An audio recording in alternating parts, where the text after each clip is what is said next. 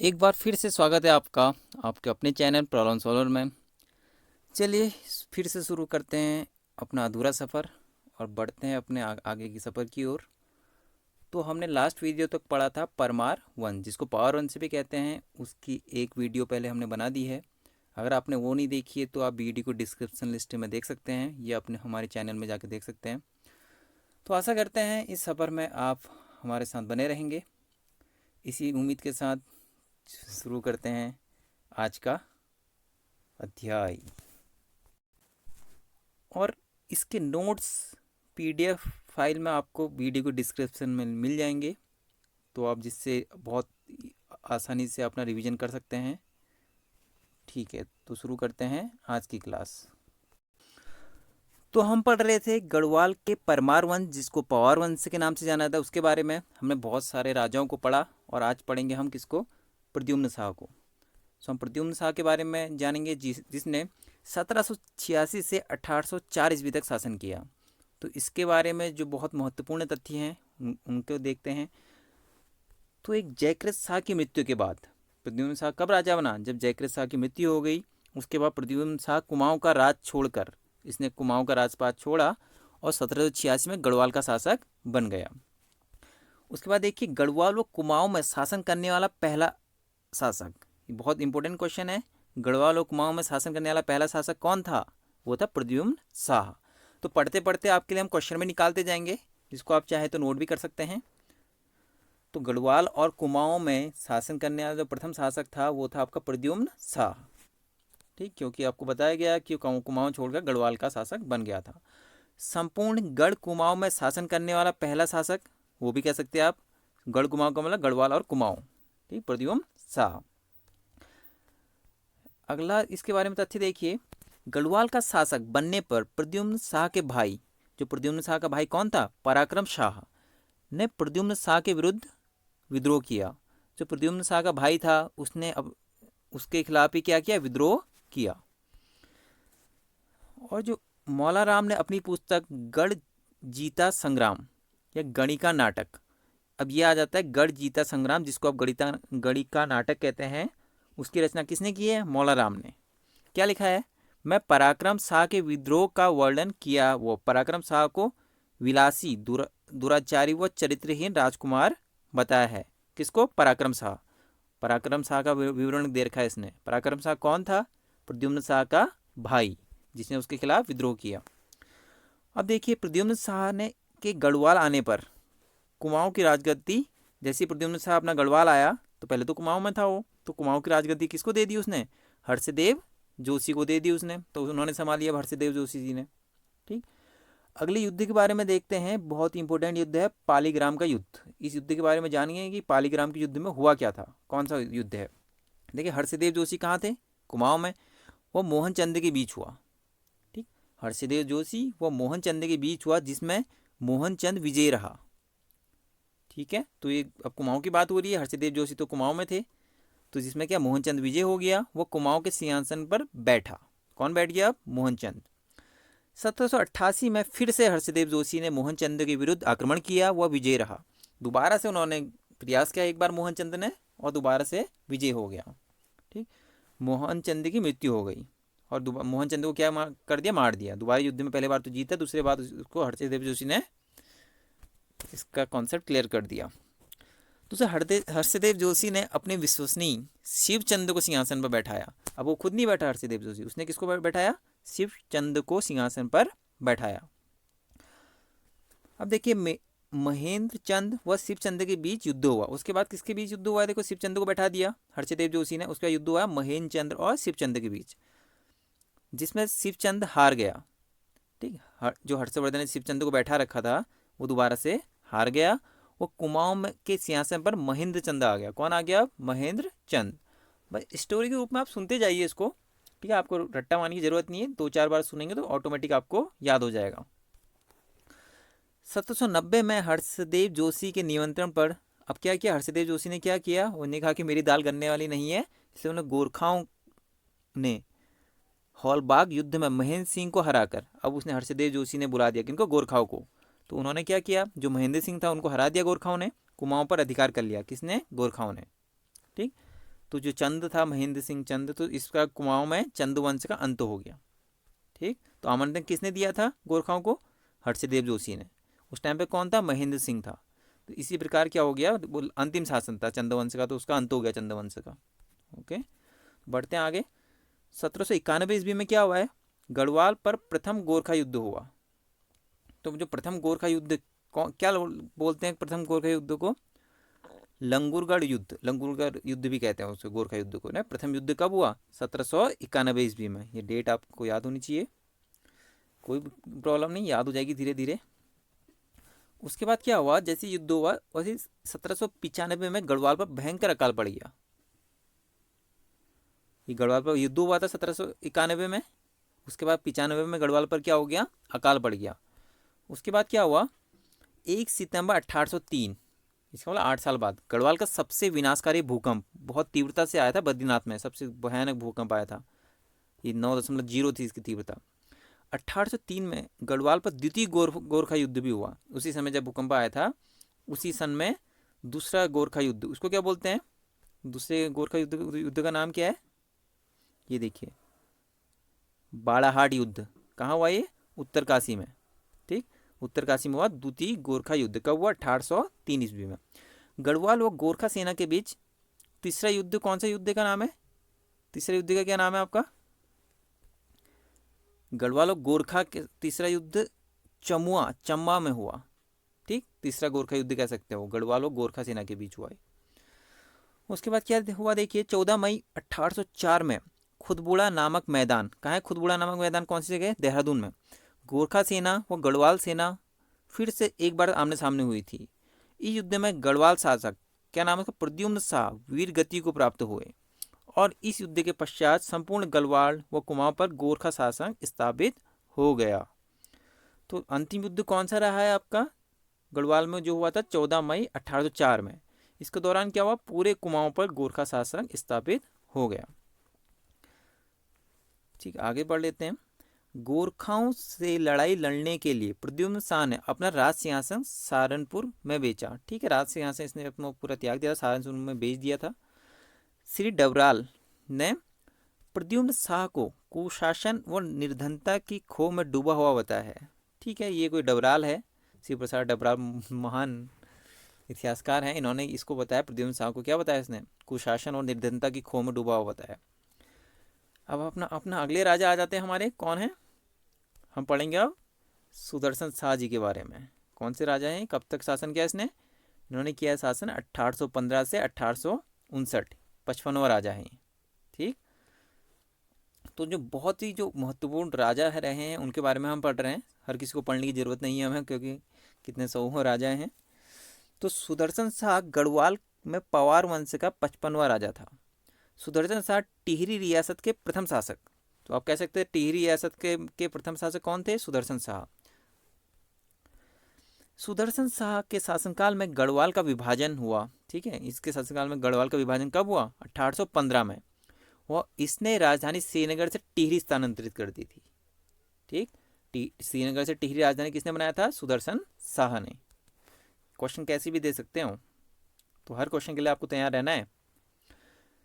खंगला का युद्ध, खलंगा का युद्ध कब हुआ? 1814 ईस्वी में आपका खलंगा का युद्ध हुआ है। इसमें क्या हुआ था देखिए, किसके मध्य हुआ? गोरखा व अंग्रेजों के मध्य खलंगा का युद्ध।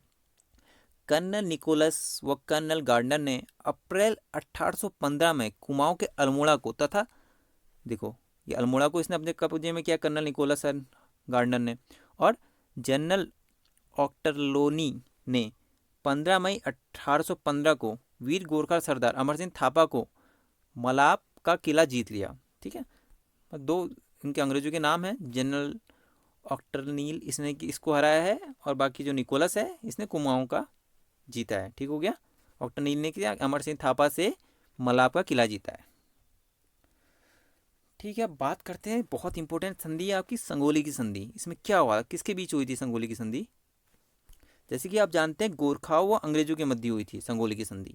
इसमें क्या हुआ था, गोरखाओं ने क्या संधि के बीच क्या क्या हुआ देखिए, गोरखाओं ने अपनी दक्षिणी सीमा के किनारे की निचली भूमि से अपना दावा छोड़ना स्वीकार किया। तो गोरखाओं ने क्या बोला कि हम जो नीचे ये जो दक्षिणी सीमा में हमारी भूमि है इसको हम छोड़ देंगे आपके लिए, अंग्रेजों के लिए, ये बोला उन्होंने। गढ़वाल और कुमाऊं के जिले, जो गढ़वाल और कुमाऊं के जिले थे वो सब अंग्रेजों को दे दिए उन्होंने। किसने? गोरखाओं ने। संगोली की संधि गोरखा और अंग्रेजों को बंधी हुई है। गोरखे सिक्किम से हट गए, सिक्किम से भी हट गए तथा काठमांडू में एक ब्रिटिश रेजिमेंट रखना स्वीकार किया। ठीक है, उन्होंने कहा सिक्किम पूरा तुम्हारा ले लो और काठमांडू में भी आप अपने रेजिमेंट खड़ा कर लो, कोई प्रॉब्लम नहीं। उसके बाद क्या इसमें हुई थी संधि, क्या हुई थी? और इसमें बोला था उन्होंने और महत्वपूर्ण बिंदु क्या क्या थे संगोले की संधि के, वो जानते हैं कुछ और महत्वपूर्ण बिंदुओं को। उसमें क्या हुआ था, तो गोरखाओं को ब्रिटिश सेना में भर्ती करने पर सहमति जताई। उन्होंने कहा कि जो गोरखा लोग हैं ब्रिटिश सेना में भर्ती हो जाएंगे। आपको पता है 28 दिसंबर 1815 को सुदर्शन शाह ने राजधानी श्रीनगर से टिहरी स्थानांतरित की थी। वो पता है आपको श्रीनगर से टिहरी किसने स्थानांतरित की? सुदर्शन शाह ने। कब की? 28 दिसंबर 1815 को। देखिए सुदर्शन शाह ने त्रिखंडी भवन का निर्माण टिहरी में करवाया। क्वेश्चन आता है त्रिखंडी भवन जिसको पुराना दरबार कहते हैं, उसका निर्माण किसने कराया? सुदर्शन शाह ने। कहाँ कराया? टिहरी में। और कितना समय लगा? 30 वर्ष का समय लगा है। कब निर्मित हो गया ये? बन के कब तैयार होगा? 1848 में निर्मित हो गया। ठीक। सुदर्शन शाह के शासनकाल में 6 फरवरी 1819 को अंग्रेजी पर्यटक, क्या नाम है इसका? मूरक्राफ्ट, टिहरी रियासत आया। जो मूरक्राफ्ट टिहरी रियासत किसके शासनकाल में आया है? सुदर्शन शाह के। ठीक, कब आया? 6 फरवरी 1819 में। बहुत डीप क्वेश्चन आते हैं आपके पीसीएस लेवल के। 1857 के विद्रोह के समय सुदर्शन शाह ने अंग्रेजों की मदद की। जो विद्रोह हुआ था 1857 क्रांति हुई थी, उसमें क्या सुदर्शन शाह ने अंग्रेजों की मदद की। इस समय गढ़वाल का जो कमिश्नर था कौन था? हेमरी रेमजे था। ठीक है, जो 1857 की क्रांति हुई थी उसके समय गढ़वाल का कमिश्नर थे आपके हेमरी रेमजे। देखिए सुदर्शन शाह ने सभागार ग्रंथ की रचना की है। तो सभागार ग्रंथ की रचना की है सुदर्शन शाह में। कितने खंड है इसके? 7 खंड है। सुदर्शन शाह को सूरत कवि, तो सूरत कवि के नाम से किसे जाना जाता है? सुदर्शन शाह को। सुदर्शन शाह का राजकवि कौन था? हरिदत्त शर्मा। और सुदर्शन नोदय काव्य की रचना की है कुमुचानंद ने। तो कुमुचानंद ने किसकी रचना की है? सुदर्शन नोदय। और सुदर्शन दर्शन, ठीक है, सुदर्शन दर्शन की कविता का पुस्तक का नाम किसने, कविता पुस्तक किसने लिखी है? मौला राम ने लिखी है। ठीक है, सुदर्शन दर्शन किसने लिखी है? मौला राम ने। चलिए बढ़ते हैं आगे की ओर। तो आप बने रहिए हमारे साथ, और अभी तक आप अगर आपने चैनल को सब्सक्राइब नहीं किया है तो सब्सक्राइब कर लें, जिससे हमें पता चल सके कि आप भी सफ़र में हमारे साथ हैं। और थोड़ी देर की वीडियो और रह गई, उसके बाद हम इससे रिलेटेड क्विज़ लगाएंगे, क्वेश्चन आंसर लाएंगे, क्विज़। ठीक है, बढ़ते हैं आगे की तरफ। उसके बाद नया राजा आ गया। क्या नाम है इसका? भवानी शाह। तो जो भवानी शाह था कौन था ये? भवानी शाह पवार वंश का 56वां राजा था। वह सुदर्शन शाह का ज्येष्ठ पुत्र। तो सुदर्शन शाह का पुत्र है कौन? भवानी शाह। 1861 में कमिश्नर हेमनी रेमजे ने 12 आना बीसी भूमि व्यवस्था लागू की थी। ठीक है, जो हेमनी रेमजे था इसने 12 आना बीसी भूमि व्यवस्था लागू की। 1862 में देवप्रयाग में एक संस्कृत हिंदी पाठशाला खोली गई। ठीक, संस्कृत हिंदी पाठशाला कब खोली गई? 1862 में। तो भवानी शाह के शासनकाल में महत्वपूर्ण ये 3 कार्य हुए हैं। अब अगला आ जाते हैं हमारे प्रताप शाह। कौन है? प्रताप शाह। इन्होंने क्या किया है? कौन है ये? प्रताप शाह पवार वंश के 97वें राजा था। 57वां राजा। ठीक हो गया। प्रताप शाह ऐसा प्रथम शासक था जिसने टिहरी में अंग्रेजी शिक्षा शुरू की। तो अंग्रेजी शिक्षा शुरू करने वाला शासक कौन था? वो था आपका प्रताप शाह। प्रताप शाह ने 1883 में अंग्रेजी स्कूल की स्थापना की। यह 8th क्लास तक था। जो जो अंग्रेजी स्कूल इसका चलता था प्रताप शाह का, कौन सी क्लास तक था ये? 8वीं क्लास तक। प्रताप हाई स्कूल कीर्ति शाह ने बनाया। Pratap high school. Pratap inter college Tehri हर शाह ने बनाए। प्रताप शाह का सलाहकार कौन था? बद्रीदत्त पेन्यूली इसका सलाहकार है प्रताप शाह का। प्रताप शाह प्रथम राजा था जिसने टिहरी में प्रिंटिंग प्रेस खोला। तो टिहरी में प्रिंटिंग प्रेस खोलने वाला प्रथम राजा कौन है? प्रताप शाह। इसका नाम प्रताप प्रिंटिंग प्रेस रखा। प्रताप शाह ने 1877 में प्रतापनगर की स्थापना, तो प्रतापनगर की स्थापना कब की गई? 1877 में। किसके द्वारा? प्रताप शाह के द्वारा। टिहरी में प्रथम अस्पताल की स्थापना प्रताप शाह के शासनकाल में हुई। तो अगला शासक आ जाता है आपका कीर्ति शाह। तो कीर्ति शाह कौन थे? 58वां राजा, 98वां, 98, क्या बोल रहा हूँ यार मैं, कौन? 53, 54, 55, 56, 57, 58, 58, 58वां, 58वां राजा था। ठीक है। तो कीर्ति शाह पवार वंश का 58वां राजा था। कीर्ति शाह की संरक्षिका कौन थी? गुलेरिया रानी कुंदन देवी थी। तो संरक्षिका कौन थी? गुलेरिया रानी कौन थी? कीर्ति शाह की संरक्षिका। टिहरी में स्थित बद्रीनाथ, केदारनाथ, रंगनाथ, गंगा माता मंदिरों का निर्माण रानी गुलेरिया देवी ने कराया है। तो गुलेरिया देवी ने इसका निर्माण कराया है, बद्रीनाथ का, केदारनाथ का, रंगनाथ का, गंगा माता मंदिरों का निर्माण। गुलेरिया देवी कौन थी? कीर्ति शाह की संरक्षिका। 1892 को गुलेरिया रानी देवी ने कीर्ति शाह को राज्यभार सौंप दिया, वह स्वयं संन्यास ले लिया। देखिए, तो कीर्ति शाह ने क्या किया? पूरा राज्यभार इसको दे दिया गुलेरिया रानी को। कब? 1892 में। और अब स्वयं संन्यास ले लिया इसने। कीर्ति शाह को पवार राजवंश के सबसे योग्य व जनता का प्रिय शासक माना जाता है। ठीक, पवार वंश के सबसे योग्य और जनता के प्रिय शासक कौन थे? कीर्ति शाह। अंग्रेजों ने कीर्ति शाह को CSI commander state of India 1930 sir व कंपोनिया ऑफ इंडिया आदि की उपाधि दी है। कमांडर स्टेट ऑफ इंडिया और कंपोनिया ऑफ इंडिया की उपाधि कौन जाना जाता है इन दोनों नाम से? कीर्ति शाह। लॉर्ड लैंसडॉन 1892 में घोषणा की, क्या घोषणा की? भारतीय राजाओं को कीर्ति शाह को अपना आदर्श मानना चाहिए व उनसे प्रेरणा लेनी चाहिए। किसने बोला है? लॉर्ड लैंसडॉन ने कहा है। कैम्पबेल 1907 में कहा, कीर्ति शाह जैसा राजा मैंने पूरे भारत में नहीं पाया। भक्त दर्शन में कीर्ति शाह को राजश्री की उपाधि दी गई है। तो राजश्री के नाम से कौन जाने जाते हैं? कीर्ति शाह। कहाँ? भक्त दर्शन में। कीर्ति शाह 1900 ईस्वी में इंग्लैंड गए, जहां उन्हें 11 तोपों की सलामी दी गई। क्या क्या कार्य किए? देखिए, इनके कार्य भी जान लेते हैं कि कीर्ति शाह ने क्या क्या महत्वपूर्ण कार्य किए हैं। कीर्ति शाह के प्रमुख कार्य, निर्माण कार्य। कीर्ति शाह ने टेहरी मेंटीहरी प्रताप हाई स्कूल स्थापित किया 1907 में। कैम्पबेल बोर्डिंग हाउस व 1909 में हिबेट संस्कृत पाठशाला की स्थापना की। कीर्ति शाह ने श्रीनगर स्थित राजकीय विद्यालय छात्रावास श्रीनगर का निर्माण करवाया व 3000 रुपये दान दिए। उस टाइम पे 3000 रुपये बहुत राशि होती थी। टिहरी में नगर पालिका की स्थापना की। उत्तरकाशी में कुष्ठ आश्रम स्थापित कराया। कीर्ति शाह ने टिहरी में बैंक ऑफ गढ़वाल की स्थापना की है। बैंक ऑफ गढ़वाल की स्थापना कीर्ति शाह ने। बहुत काम किए भाई साहब कीर्ति शाह ने। टिहरी में 1898 में महारानी विक्टोरिया के जन्मदिन पर घंटाघर की स्थापना की है इसने। देखो, टिहरी में 1897 ईस्वी में नया राजभवन का निर्माण कीर्ति शाह ने कराया। कीर्ति शाह शहर की स्थापना कीर्ति शाह ने की। कीर्ति शाह के शासनकाल में जनता को प्रथम बार बिजली की सुविधा, देखो प्रथम बार बिजली मिली, ये बहुत इंपॉर्टेंट। देखिए, प्रथम बार बिजली कब मिली? किसके शासन में? कीर्ति शाह के। कीर्ति शाह ने एक पत्रिका रियासत टिहरी गढ़वाल दरबार गेजेट का प्रकाशित किया। टिहरी गढ़वाल दरबार गेजेट किसने प्रकाशित किया है? कीर्ति शाह ने। कीर्ति शाह ने 1902 में टिहरी में सर्वधर्म सम्मेलन का आयोजित किया है। कब? 1902 में। किसने? कीर्ति शाह ने। एक एक क्वेश्चन निकल के आ रहे हैं, एक लाइन से 3-3 क्वेश्चन निकल रहे हैं आपके। 1902 ईस्वी में स्वामी रामतीर्थ का टिहरी में आगमन हुआ। कौन आए? रामतीर्थ। 1902 में कीर्ति शाह ने स्वामी रामतीर्थ को जापान में अंतर्राष्ट्रीय धार्मिक सम्मेलन में हिस्सा लेने के लिए भेजा। उन्होंने कहा जापान जाओ और अंतर्राष्ट्रीय धर्म सम्मेलन में हिस्सा लो। 1913 ईस्वी में कीर्ति शाह की मृत्यु हो गई। 1913 ईस्वी में कीर्ति शाह की मृत्यु हो गई।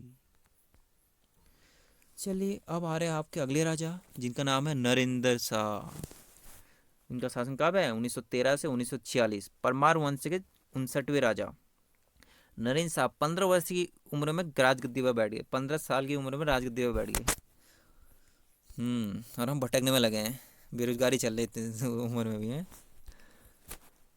नरेंद्र शाह की संरक्षिका राजमाता नेपोलिया थी। उनकी संरक्षिका कौन थी?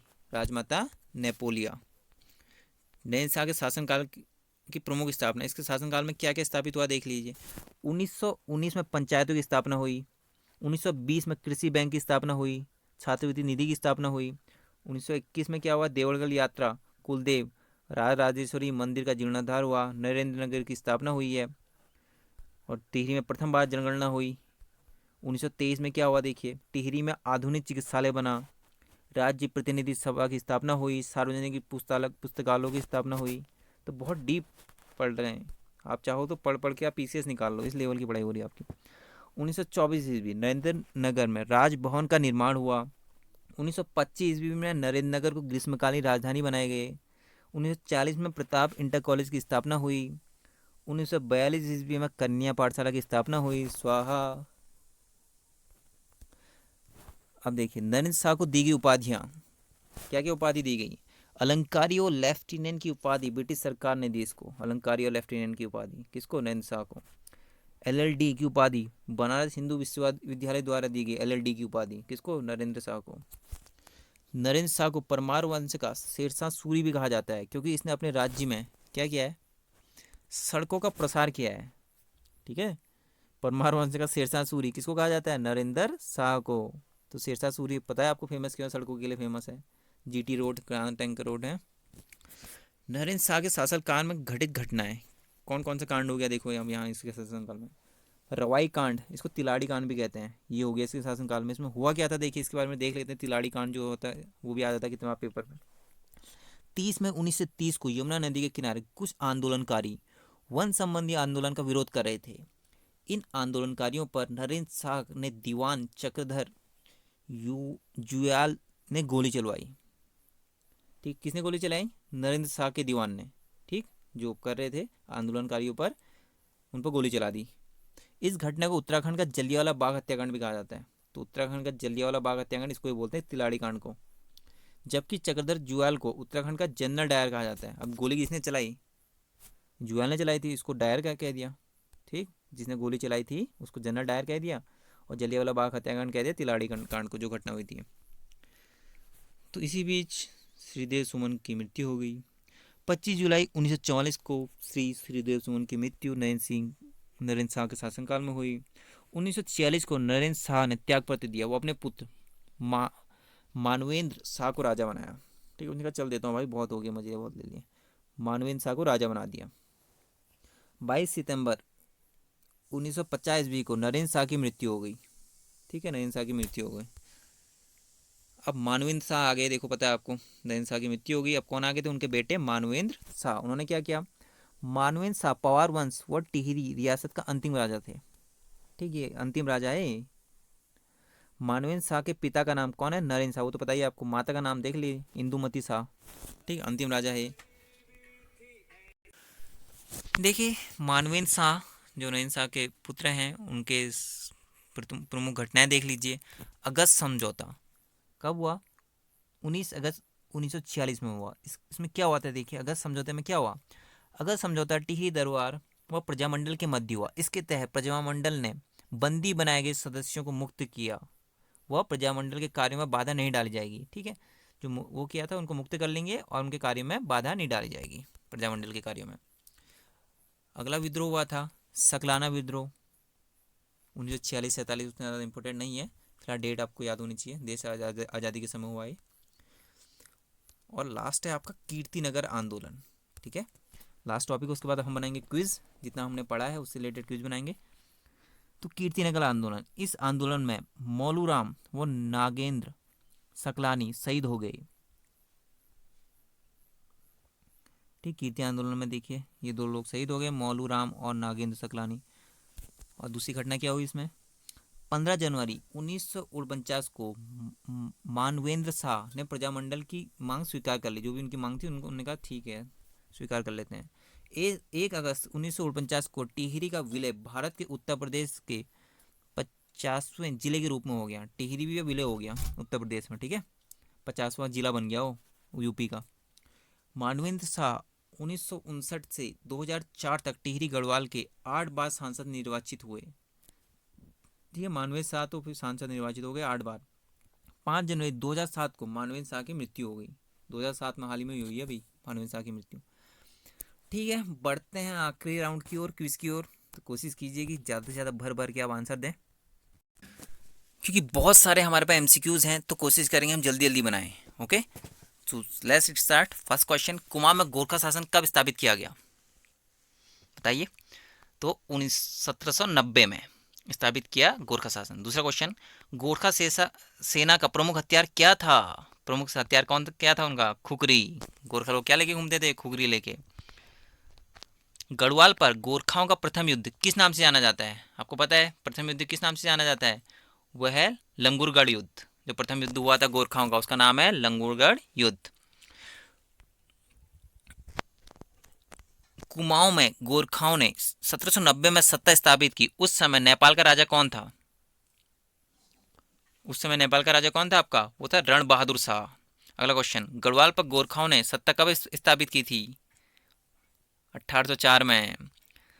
शायर कर था एक प्रकार का, शायर कर क्या था आपका, ये था आपका सीमा कर। ओके, कुमाऊं का शिवाजी किसे कहा जाता है, वो कहा जाता है आपका हर्षदेव जोशी को। गोरखाओं को कुमाऊं पर आक्रमण करने के लिए किसने प्रेरित किया था, अभी पढ़ा था हमने, हर्षदेव जोशी ने कुमाऊं पर। गोरखाओं ने किसके शासनकाल में गढ़वाल पर आक्रमण किया, किसके शासनकाल में किया था, प्रद्युम्न शाह के। गोरखाओं द्वारा दी गई भूमि कहलाती है, जो गोरखा लोग भूमि देते थे उसको बोलते थे दस्तूर। हर्षदेव जोशी को विभीषण की उपाधि किसने दी है, राहुल शंकरदयान ने, क्योंकि उन्होंने गोरखाओं को बुलाया था आक्रमण के लिए। राहुल शंकरदयान ने उनको विभीषण कह दिया। घर का भेदी लंका ढाए। गोरखाओं ने कुमाऊं पर जब आक्रमण किया तो उस समय गोरखा सेना का नेतृत्व किसने किया था, हो गया था आपका दोनों ने, कौन कौन थे, अमर सिंह थापा और जगजीत पांडे। कोई प्रॉब्लम नहीं, आपको पीडीएफ मिल जाएगा सब पूरे नोट्स का और क्विज का भी।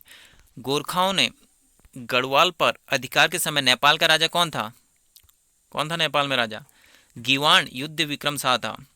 गोरखा आक्रमण के समय कुमाऊं का राजा कौन था, उस समय था महेंद्र चंद्र।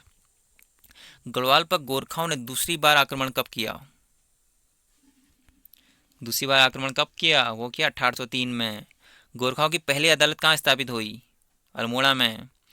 गढ़वाल का पहला नेपाली सूबेदार कौन था, अमर सिंह थापा। अमर सिंह थापा की नियुक्ति गढ़वाल के सूबेदार पद पर किस नेपाली राजा ने की थी, नेपाली राजा ने की थी, रण बहादुर शाह ने। हर्षदेव जोशी चंद्रवंश के किस राज के दीवान थे, किसके दीवान थे वो, दीपचंद के दीवान थे हर्षदेव जोशी। गोरखा लोग शिल्पकारों को क्या कहते हैं, कामी कहते थे शिल्पकारों को गोरखा लोग। गोरखा कालीन नेथड़ा का किला कहाँ है, नेथड़ा का किला कहाँ है, अल्मोड़ा में है। कुमाऊं का चाणक्य किसे कहा जाता है, देखिए कुमाऊं का चाणक्य कहता है हर्षदेव जोशी को। एटकिंसन ने हर्षदेव जोशी को कौन सी उपाधि दी है, एटकिंसन ने बोला इसको देशद्रोही। गोरखाओं की आय का प्रमुख स्रोत क्या था, भू राजस्व कर, कर वसूलते थे दबा के। कुमाऊं का प्रथम गोरखा सूबेदार कौन था, जोगामल शाह। प्रमुख गोरखा सूबेदार कौन है, जोगामल शाह। गंगोत्री स्थित गंगा मंदिर की स्थापना किसने की है, अमर सिंह थापा ने। पुगड़ी कर था एक पुगड़ी क्या था, भूमि कर एक प्रकार का, ठीक है। मंगल की रात घटनाक्रम किस गोरखा सूबेदार के समय में हुई थी, ये हुई थी काजी नरसिंह के समय में। नेपाल सरकार ने काजी की उपाधि किसे प्रदान की थी, तो काजी की उपाधि की थी आपको अमर सिंह थापा को। काजी की उपाधि किसको दी, अमर सिंह थापा को। अगला सवाल, किसानों को तकावी ऋण किस गोरखा सूबेदार ने दिया था, हस्तीदल चौतरिया ने दिया था, कौन सा तकावा ऋण। कुमाऊं गढ़वाल का अंतिम सूबेदार कौन था, बामशाह। गढ़वाल का वह कौन सा शासक था जिसने गोरखाओं से युद्ध लड़ने के लिए राज सिंहासन बेच डाला, पता है आपको, प्रद्युम्न शाह ने पूरा राज सिंहासन बेच डाला था युद्ध लड़ने के लिए। कपड़ों पर लगने वाला कर क्या था, तान कर। स्वामी निर्गुणानंद किस नेपाली राजा का नाम था, किसका नाम है, रण बहादुर शाह का नाम है निर्गुणानंद। मौलाराम के दानवीर कर्ण की उपाधि किस नेपाली सूबेदार ने दी? वो दी थी रणजोड़ थापा। मौलाराम को बोला था दानवीर कर्ण, इसने थापा ने। विचारी व अविचारी पदों का सृजन किस गोरखा सूबेदार ने किया? विचारी और अविचारी दो टाइप के पद थे, किसने बनाया? रणजोड़ थापा ने बनाए थे ये भी। पति परिवार से लिया जाने वाला कर था, क्या लेते थे दोनों से? मौकर, सबसे लेते थे मौ। मौका अच्छा है मौ। गढ़वाल व गोरखा सेना का अंतिम युद्ध किस नाम से जाना जाता है? अंतिम युद्ध कौन सा था? खुड़बुड़ा। खुड़बुड़ा का युद्ध था, खुड़बुड़ा में लग रहा है। मरोकर किससे लिया जाता था? मरोकर किससे लिया जाता था? पुत्रहीन व्यक्ति से। अंग्रेजों व गोरखाओं के मध्य संगोली की संधि कब हुई थी? 1816 ईस्वी में हुई थी संगोली की संधि। तो ये था आपका लास्ट सवाल। आशा करते हैं आपको वीडियो समझ में आई होगी। सो बाय बाय, टेक केयर, बने रहिए मिशन की ओर। मिलते हैं आपसे अगली क्लास में।